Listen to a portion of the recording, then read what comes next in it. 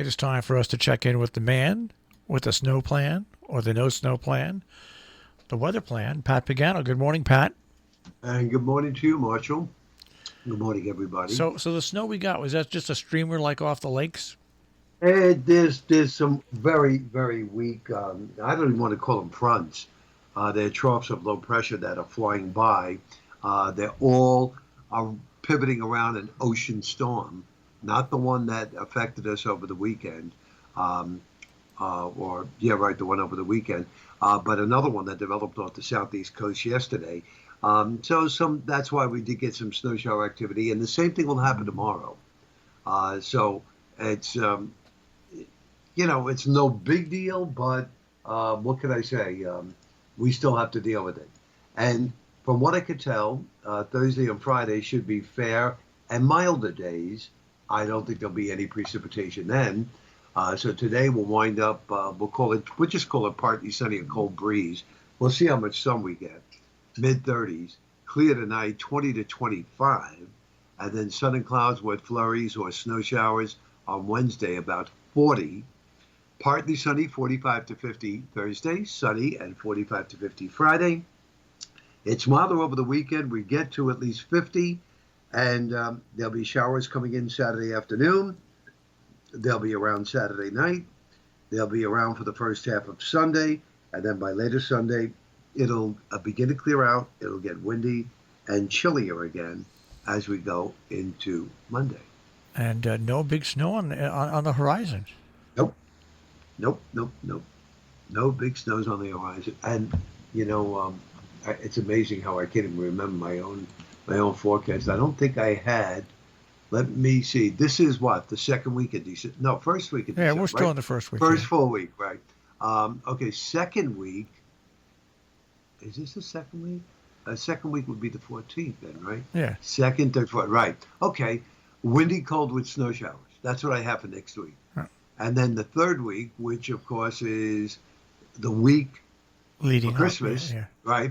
I have a wintry mix giving way to dry but cold for Christmas time.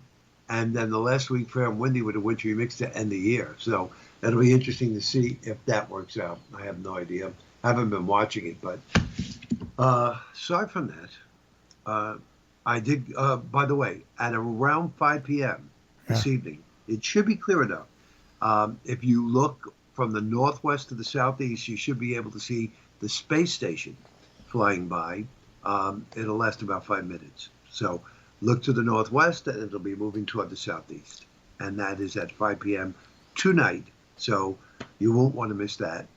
And let me tell you what irks me.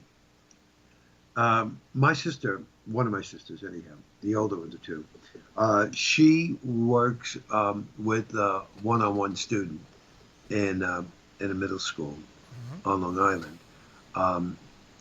Because these children, these students have handicaps, so she works with them, and she's been telling me. I've been talking to her, maybe once every 2 weeks, and she told me a few weeks ago that two of the supers were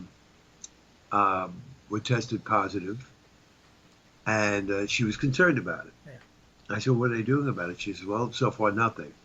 Then when I spoke to her last week, she told me that they sent home 55 students because two of the students were running high fevers, and the rest of the students were around them, so all of them were sent home. I heard two teachers were sent home.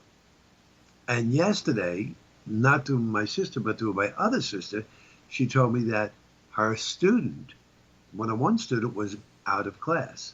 So she called the parent to find out what happened, and they told her that the sister was running high fever, and she didn't think it was a good idea to send him in. Should the school be closed? No. No? Because there's no diagnosis of COVID-19. Here's what's going on up here, and here's where parents have to wake up. We have our high schools back on remote learning, okay? Okay. We have discovered up here that first of all, in the elementary schools, very, very low We've had a few cases in each one of the elementary schools, okay? But at the high school, there were starting to be more cases. But the cases are not spreading from the school. They're because parents are doing things with their children, going places for Thanksgiving and stuff like that. The parents, and then someone in the family contracts COVID, and the school continually sends out the guidelines. If you're in a household nowadays and someone has a temperature and that temperature lasts for more than a day, Right. call your doctor. He'll recommend you to get a test. Not enough people are doing that. It's so little what the schools can do. If parents don't follow those rules with their kids and send the kids into school, sooner or later the schools will have to go to remote learning. Now, what they've done at Housatonic, they've gone to remote learning through January 19th because they're going to try to give time for the Thanksgiving wave and the Christmas wave Right. to right, go okay. past. Right. And then they're gonna take a look on January 19th and take a look and see where things stand in the state. Right now, things in the state of Connecticut are not that great. They're not horrible, but they're heading towards horrible. Across the line in New York, they're heading towards bad. I mean, Dutchess County now has over 1,000 cases. Columbia County has increased, and also now in Berkshire County they have an increase. So I think the best the schools can do is go to social distance learning, distance learning, and do what Region 1's doing with the high school. Not with the elementary schools, but with the high school. They're going to keep them on distance learning until January 19th. I think that's what schools should do. It's a smart thing because you can protect your students as an administrator or as a teacher at a school. You can have them wear masks and keep them social distancing, which they're doing. But if they're not following those same rules at home, you're in trouble. I mean, we've got some parents that are allowing kids to congregate together without masks, not from the same families. But those are all things that lead to the problem. So I think she's not distance learning; she's actually in the school, right? She's in the school, yeah. Yeah, But now remember these teachers and not so much the children, but the teachers and the supers, they have tested positive. They have tested positive. Well, then instead of closing it, they should go to distance learning. Oh, well, that's what Yeah. that's my point. That's my point. Yeah. I mean, I don't know, because I said to my sister, I don't know, I don't think you should be going in. She says, I have to go in. She said, I could lose my job. Yeah. I said, well, that's ridiculous because you were in harm's way. And she says, well, they're sanitizing. I said, but they should close down the school, sanitize it real good, and then wait a few days, quarantine, so to speak, and then reopen it. But what do I know? Yeah. I mean, rules change around here all over the place. I mean, they're always changing. First it's, don't go to the gyms, don't go to restaurants, blah, blah, blah, blah. Oh, now don't have family gatherings in your living room. Oh, wait. No, we may close the restaurant. I don't know what's going on. Yeah, but that's what happens when you get a pandemic that's out of control and you have close to. This is the number that and I see people on Facebook that I even stopped arguing with. They say, well, the rate of death is only like a 1%. Well, look at this. If the death rate is 1%, and you have 300,000 people that are almost dead right now, and you have thousands and thousands of cases catching it every day, well, guess what? It's 1% doesn't sound like a lot, but it's a lot. Look at the total number of cases. Until the total number of cases start to come down, we're in big problems. Not necessarily, there's some people that are going to die, and unfortunately, like I said, it's going to be a high number because there's so many people getting infected. But I mean, it's what can you do about it now? I mean, Americans have decided to fritter away all the months we put into to starting to have things go down, and now it's just rampantly out of control. And by the way, hospitals are getting so full that they're going to have to sooner or later stop doing the ancillary procedures and just do actual emergencies. Right. But Right.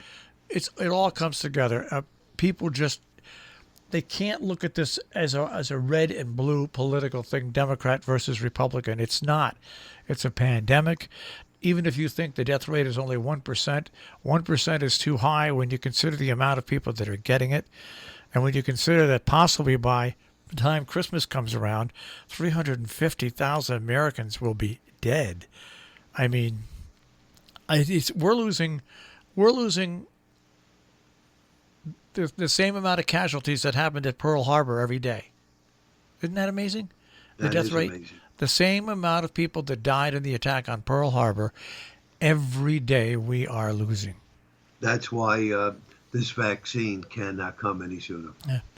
And people just have to bear down and realize, we've put so much effort into it. Why throw it all away now? I just don't understand. Hey, I live the most boring life. I come to work, I go home. I come to work, I go home. I stop and get gas. I have people shop for me because I'm one of those people that has to be careful. I'd love not to have to do what I'm doing. My big day is if I can get out on the deck on a warm day or walk around the backyard with the dog for 10 or 15 minutes. That's my big day.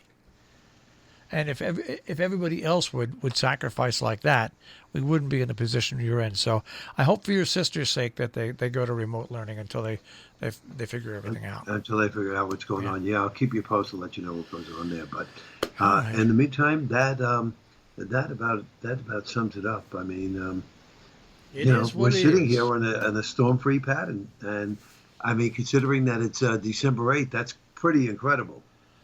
And I hope it continues to be pretty incredible because I don't think I can handle it. I don't think I can handle it. I don't think I can handle a lot of snow right now or ice. I just think along with COVID, It's too much. that'll.